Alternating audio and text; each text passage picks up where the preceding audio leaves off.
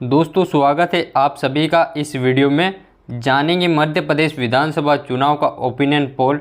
दोस्तों मध्य प्रदेश में इसी साल विधानसभा चुनाव होने वाले हैं। इस वीडियो में जानेंगे मध्य प्रदेश में किस पार्टी की सरकार बन सकती है, क्या भाजपा अपनी सरकार बना सकती है या फिर से एक बार कांग्रेस अपनी सरकार बना सकती है। ओपिनियन पोल के जरिए जानेंगे इस वीडियो में।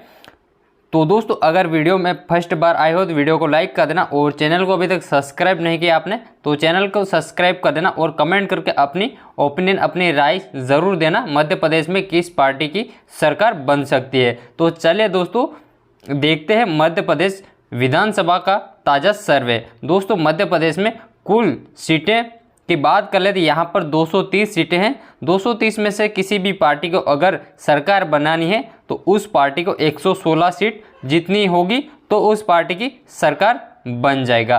तो दोस्तों सबसे पहले हम बात कर लेते हैं ग्वालियर की। ग्वालियर में कुल 6 विधानसभा सीटें हैं। 6 में से बीजेपी को 2 सीट मिलती दिखाई दे रही और कांग्रेस को यहाँ पर 4 सीट मिलती दिखाई दे रही। अगले बात कर लेते हैं शिवपुरी की। शिवपुरी में कुल 5 विधानसभा सीटें हैं। 5 में से बीजेपी को 3 सीट मिलती दिखाई दे रही और कांग्रेस को यहाँ पर 2 सीट मिलती दिखाई दे रही। अगले जिले की बात कर लेते हैं सिंगरौली की। यहाँ पर कुल विधानसभा की 3 सीटें, 3 में से बीजेपी को 1 सीट मिलती दिखाई दे रही और कांग्रेस को यहाँ पर 2 सीट मिलती दिखाई दे रही। अगले जिले की बात कर लेते हैं टीकमगढ़ की। यहाँ पर कुल विधानसभा की 5 सीटें, 5 में से बीजेपी को 1 सीट मिलती दिखाई दे रही और कांग्रेस को यहाँ पर 3 सीट मिलती दिखाई दे रही और अन्य को भी यहाँ पर 1 सीट मिलती दिखाई दे रही। अगला जिला की बात कर लेते हैं विदिशा की। विदिशा में कुल 5 विधानसभा सीटें, 5 में से बीजेपी को 2 सीट मिलती दिखाई दे रही और कांग्रेस को यहाँ पर 3 सीट मिलती दिखाई दे रही। अगले जिले की बात कर लेते हैं श्योपुर की। यहाँ पर कुल विधानसभा की 2 सीटें हैं, 2 में से बीजेपी को 1 सीट मिलती दिखाई दे रही और कांग्रेस को भी यहाँ पर 1 सीट मिलती दिखाई दे रही है। अगले जिले की बात कर लेते हैं गुना की। गुना में कुल विधानसभा की 4 सीटें, 4 में से बीजेपी को 1 सीट मिलती दिखाई दे रही और कांग्रेस को यहाँ पर 3 सीट मिलती दिखाई दे रही है। अगला बात कर लेते हैं अनूपपुर की। यहाँ पर कुल विधानसभा की 3 सीटें, 3 में से बीजेपी को 1 सीट मिलती दिखाई दे रही और कांग्रेस को यहाँ पर 2 सीट मिलती दिखाई दे रही। अगले जिले की बात कर लेते हैं होशंगाबाद की। यहाँ पर कुल विधानसभा की 4 सीटें, 4 में से बीजेपी को 1 सीट मिलती दिखाई दे रही और कांग्रेस को यहाँ पर 3 सीट मिलती दिखाई दे रही। अगले जिले की बात कर लेते हैं इंदौर की। इंदौर में कुल विधानसभा की 9 सीटें, 9 में से बीजेपी को 4 सीट मिलती दिखाई दे रही और कांग्रेस को भी यहाँ पर 4 सीट दिखाई दे रही और यहाँ पर अन्य दल को 1 सीट मिलती दिखाई दे रही है। अगले जिले की बात कर लेते हैं जबलपुर की। यहाँ पर कुल विधानसभा की 8 सीटें, 8 में से बीजेपी को 3 सीट मिलती दिखाई दे रही और कांग्रेस को यहाँ पर 4 सीट मिलती दिखाई दे रही। अगले जिले की बात कर लेते हैं झाबुआ की। झाबुआ में कुल विधानसभा की 3 सीटें, 3 में से बीजेपी को 1 भी सीट नहीं मिलती दिखाई दे रही। यहाँ पर बीजेपी का सुपड़ा साफ हो गया और कांग्रेस को 2 सीट मिलती दिखाई दे रही और अन्य को यहाँ पर 1 सीट मिलती दिखाई दे रही। अगला बात कर लेते हैं कटनी की। कटनी में कुल विधानसभा की 4 सीटें, 4 में से बीजेपी को 1 सीट मिलती दिखाई दे रही और कांग्रेस को यहाँ पर 3 सीट मिलती दिखाई दे रही। अगले जिले की बात कर लेते हैं शाजापुर की। शाजापुर में कुल विधानसभा की 3 सीटें, 3 में से बीजेपी को 1 सीट मिलती दिखाई दे रही और कांग्रेस को यहाँ पर 2 सीट मिलती दिखाई दे रहे। अगला आ जाता है अपना छतरपुर। छतरपुर में कुल विधानसभा की 6 सीटें, 6 में से बीजेपी को 3 सीट मिलती दिखाई दे रही और कांग्रेस को 2 सीट मिलती दिखाई दे रही और अन्य को यहाँ पर 1 सीट मिलती दिखाई दे रही। अगला जिला आ जाता दमोह। दमोह में कुल विधानसभा की 4 सीटें, 4 में से बीजेपी को 1 सीट मिलती दिखाई दे रही और कांग्रेस को यहाँ पर 3 सीट मिलती दिखाई दे रही। अगला जिला आ जाता दतिया। दतिया में कुल विधानसभा की 3 सीटें, 3 में से 3 बीजेपी के खाते में जाती हुई दिखाई दे रही। यहाँ पर कांग्रेस का सुपड़ा साफ हो गया, कांग्रेस को 1 भी सीट नहीं मिल रही। अगला जिला आ जाता देवास। देवास में कुल विधानसभा की 5 सीटें, 5 में से बीजेपी को 2 सीट मिलती दिखाई दे रही और कांग्रेस को यहाँ पर 3 सीट मिलती दिखाई दे रही। अगला जिला आ जाता धार। धार में कुल विधानसभा की 7 सीटें दोस्तों, 7 में से बीजेपी को 2 मिलती दिखाई दे रही और कांग्रेस को यहाँ पर 3 सीट मिलती दिखाई दे रही, अन्य को यहाँ पर 2 सीट मिलती दिखाई दे रही। अगला जिला आ जाता है डिंडोरी। डिंडोरी में कुल विधानसभा की 2 सीटें, 2 में से यहाँ पर बीजेपी को 1 भी सीट नहीं मिली। बीजेपी का सुपड़ा साफ हो गया यहाँ पर और कांग्रेस को 2 में से 2 सीट मिलती दिखाई दे रहे।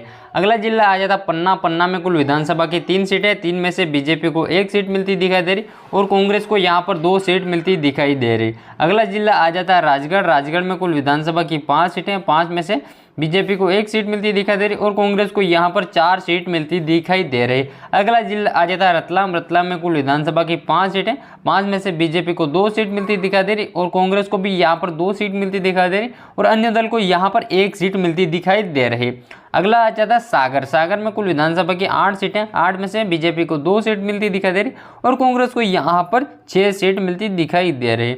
अगला आ जाता है मध्य प्रदेश की राजधानी भोपाल। भोपाल में कुल विधानसभा की 7 सीटें, 60 में से बीजेपी को 3 सीट मिलती दिखाई दे रही और कांग्रेस को यहाँ पर 4 सीट मिलती दिखाई दे रही। अगला जिला आ जाता है बुरहानपुर। बुरहानपुर में कुल विधानसभा की 2 सीटें, 2 में से 2 यहाँ पर कांग्रेस के खाते में जाती हुई दिखाई दे रही। यहाँ पर बीजेपी का सुपड़ा साफ हो गया, बीजेपी की लुटिया यहाँ पर डूबती दिखाई दे रही।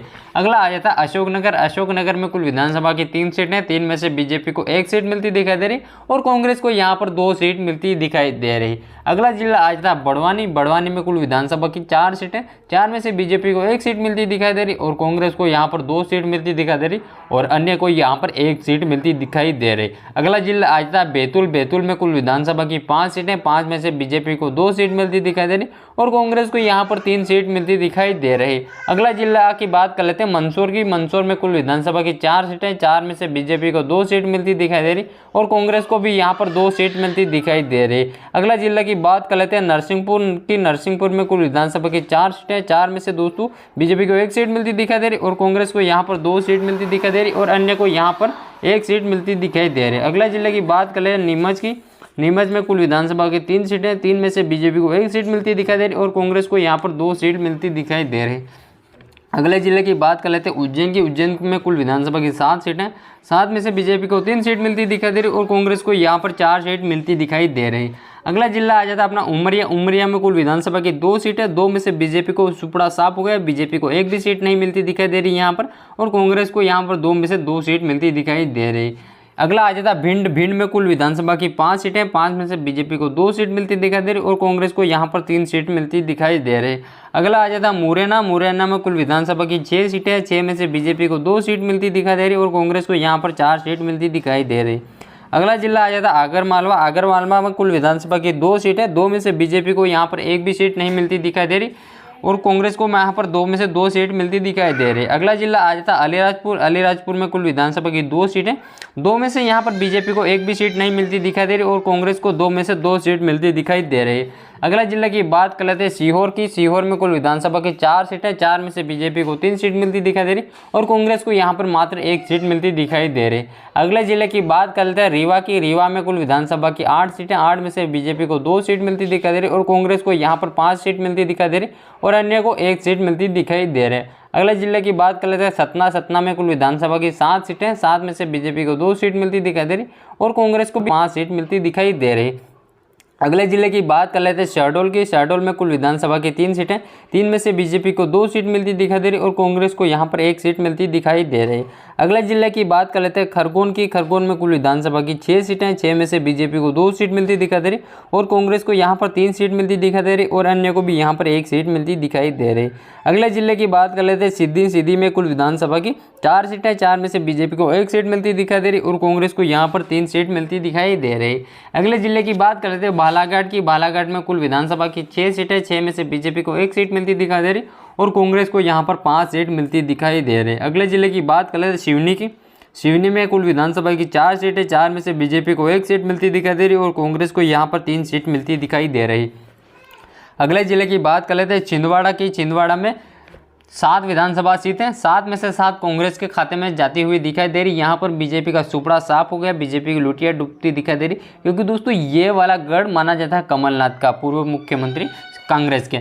तो अगला जिला आ जाता है मंडला। मंडला में कुल विधानसभा की 5 सीटें, 5 में से बीजेपी को 3 सीट मिलती दिखाई दे रही और कांग्रेस को 2 सीट मिलती दिखाई दे रही। अगला जिला आ जाता है खंडवा। खंडवा में कुल विधानसभा की 4 सीट और बीजेपी को यहाँ पर 2 सीट मिलती दिखाई दे रही और कांग्रेस को भी यहाँ पर 2 सीट मिलती दिखाई दे रही। अगला जिला आ जाता है रायसेन। रायसेन में कुल विधानसभा की 4 सीटें, 4 में से बीजेपी को 1 सीट मिलती दिखाई दे रही और कांग्रेस को यहाँ पर 3 सीट मिलती दिखाई दे रही। तो दोस्तों ये था मध्य प्रदेश विधानसभा चुनाव का सर्वे ओपिनियन पोल। तो सारा काउंट करने के बाद यहाँ पर देख लीजिएगा, मध्य प्रदेश में कुल 230 सीटें, 230 में से बीजेपी को 77 सीट मिलती दिखाई दे रही और कांग्रेस को 42 सीट मिलती दिखाई दे रही और अन्य दल को 11 सीट मिलती दिखाई दे रही। तो दोस्तों अगले वीडियो में जल्दी मिलते हैं, तब तक के लिए जय हिंद, जय भारत, वंदे मातरम।